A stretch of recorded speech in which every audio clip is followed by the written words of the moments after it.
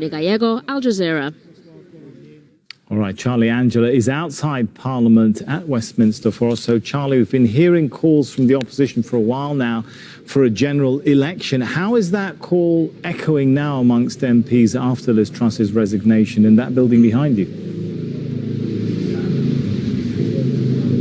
Well, it seems to be reverberating around this building, Miami, not just from the Labour Party, the Liberal Democrat Party, most of their MPs, and a lot of the smaller parties too. They're saying it's a democratic necessity, but a general election is very unlikely. There isn't one scheduled now until January 2025. If one was to come earlier, it would have to be at the request of the Prime Minister. The only other alternative is if the House of Commons tables a vote of no confidence in the Prime Minister, and that's then voted on. But because the Conservatives hold the majority, that would mean them voting against their own government. So that is incredibly unlikely. But to discuss this with me and more of today's events is Richard Thomson, member of the Scottish National Party and Shadow Finance Secretary. Thank you for joining us. First of all, what did you make of Liz Truss's resignation today? Did it surprise you? No, it didn't surprise me at all. It's been obvious for some time that she was in difficulty, that she was terminally unsuited to the role that she'd been thrust into, that she'd also sought. And at the start of the week, it was clear she had a number of hurdles to overcome, both internally within her own parliamentary group, but also in terms of everything that was happening round about her. And she managed to clip each hurdle as she went over it, so it was no surprise that she went down today. I think that the surprise is probably that she's lasted so long, because I think the consensus has been that if the Conservative Parliamentary Party had been able to find somebody that they could have united around, she would have been gone several days ago. Now, your party is another one that's calling for a general election, but is that really what this country needs right now? The markets are just regaining some of that stability.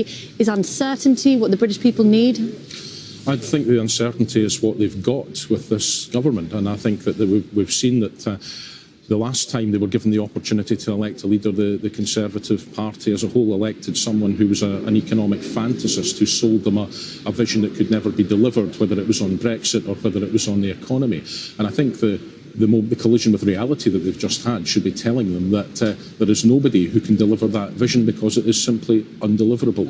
I think the way that you actually do get the shortest path to some kind of stability is to hit the reset button on the whole lot and give people the chance to elect a new parliament, and we can see what comes out of that in terms of where the majorities for certain policy propositions then lie. But certainly in any election, my party, the Scottish National Party, will be wanting to put the Scottish interest absolutely foremost in that, because we've had a Prime Minister who said that her goal was to ignore the democratically elected First Minister of Scotland, Nicola Sturgeon. I think Liz Truss will not be mourned as Prime Minister in that sense, and the sooner we can have something better, that will be all to the good. But as I outlined, mechanism for a general election just isn't there. How do you see this happening? Well, it could be through a vote of no confidence in the Prime Minister. It would rely on Conservatives voting that way, but I think if they recognised that the only way forward was a general election, then the mechanism would be found in order to do that. But you're right, under the unwritten constitution that we have in the United Kingdom, I very much wish this wasn't the case, but you're right, there is no route to that, and it's whoever can command a majority in the House of Commons. But I think it would be extraordinary to ignore the democratic imperative for an election, and for the Conservatives to foist yet another unelected Prime Minister on the people with no direct mandate from them at an election. So, Richard Thomson, they're echoing those calls for a general election, which at the moment seem unlikely, but I would have said 24 hours ago that Truss's resignation today looked quite unlikely. What we do know now is that nominations for the new Tory leadership are open, and they will close at 2 p.m. on Monday.